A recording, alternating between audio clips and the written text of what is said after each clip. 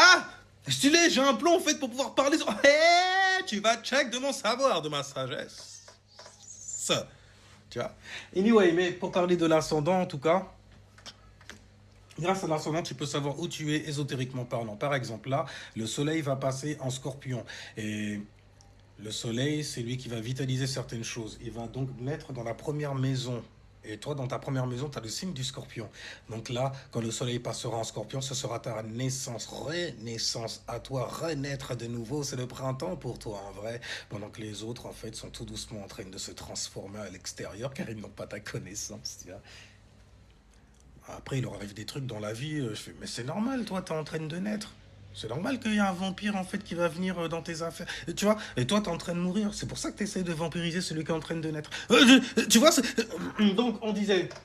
En plus de cela, y a pas que ta personne, ta personnalité, tes centres d'intérêt qui vont naître à nouveau. Il y a aussi ce que tu ressens et ce que tu reçois intensément, car lune en scorpion. Donc il y a conjonction avec ta personnalité. La profondeur que tu as, la profondeur qu'il y a à l'intérieur de toi, parfois ça peut s'extérioriser spontanément, fais très attention. Tu as beaucoup de pouvoir, toi, dis donc. Et donc, disais-je, le signe du scorpion, donc, quand on arrive en soleil en scorpion, dis-toi bien que c'est ta naissance au niveau de beaucoup de choses. D'ailleurs, tu as un soleil en vierge, donc c'était ta naissance durant le mois des balances. La naissance de quoi? La naissance d'une nouvelle vision.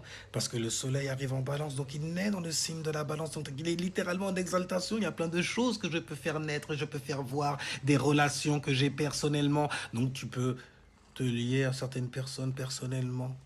Tu vois, mettre ça en expansion même carrément. Bref, en tout cas, tu as le signe du scorpion.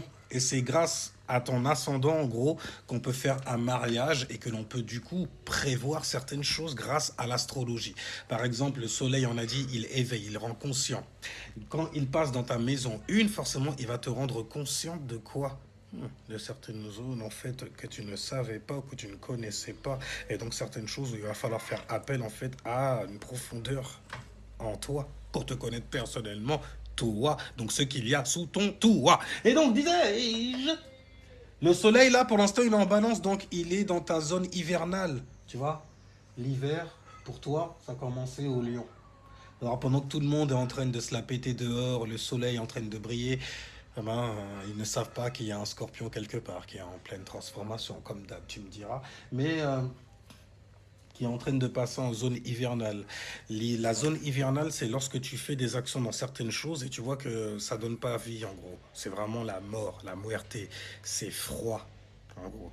Et quand tu as le soleil qui passe par là, qui lui est supposé être chaud, ça peut faire très très mal au soleil parce que, mais moi je veux me lier, je veux faire des, hein. Mais vu que tu es en hiver, tu vois plutôt des relations en train de crever. Et ton, du coup, ta saison ésotérique est littéralement en train de te donner un message à chaque fois. Dès qu'il y a une influence qui passe en hiver, au printemps, en été, en automne, ne vois pas à l'extérieur, regarde à l'intérieur. C'est pour ça que je dis saison ésotérique. Et donc du coup, vu que toi tu as tu as un soleil en balance, c'est la naissance de nouvelles relations. Pour ta personnalité à toi, c'est plutôt la mort donc de certaines relations. Avec quoi? Avec de nouvelles relations justement. Et vu que le soleil va passer en scorpion, il va t'éveiller sur ce que tu as à offrir au monde personnellement. Donc les possessions que tu as et que tu devrais garder secrètes ou bien que tu gardes secret aussi qui concerne ta vie car c'est ton centre d'intérêt personnel. Et ton centre d'intérêt en plus, il tombe où? Dans la maison neuve. Donc le savoir que tu engranges, le savoir qui te passionne, on peut le voir littéralement dans ton persona, dans ta personnalité. Et vu que donc le soleil va briller dans le signe du scorpion, il y a un autre signe chez toi qui va renaître. Il y a le signe, donc, il y a Uranus. Donc Uranus, quand il est au printemps du coup, parce que c'est la renaissance, Uranus va te donner une capacité, c'est celle de pouvoir te rebeller aussi sur certaines choses. Et d'ailleurs, tu verras que énergétiquement parlant, c'est ce qu'il faut en fait pour pouvoir transformer une liaison, transformer une relation, laisser en fait certaines relations derrière pour laisser place à d'autres nouvelles qui pourraient venir par exemple. Tu vois? Enfin bref, la maison 1 en tout cas, c'est la maison de ta personnalité. Là en ce moment, tu as Jupiter en cancer. On sait que Jupiter, ça donne beaucoup de chance. Et on sait que Jupiter est en exaltation dans le signe du cancer. Donc ça va être de la chance en abondance vis-à-vis des choses qui vont concerner le signe du cancers, les cancres émotionnels, donc tout ce qui concerne les connexions que tu fais émotionnellement avec certaines personnes. Et donc du coup, toi, il y a ce qu'on appelle un trigone, puisque le cancer, c'est un élément eau. Et il est dans une influence, donc du coup, il va la tendre en gros, il va lui donner sa teinte, la teinte du cancer. Le cancer, c'est tout ce qui concerne la famille, les problèmes domestiques, ce qui se passe à l'intérieur du foyer. Donc ça concerne le foyer, là où tu vas bâtir ta sécurité emotional. C'est la maison 4. Donc tu vois, la maison 1, c'est la maison de la personnalité.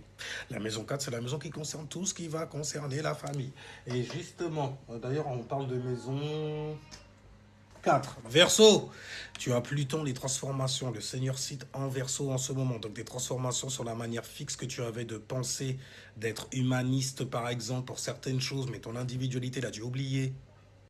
Je te fais un topo vite fait, puisque ça a coupé. Mais Scorpion, Sagittaire, Capricorne, ce sont les mois où tu te mets à naître ou à renaître personnellement.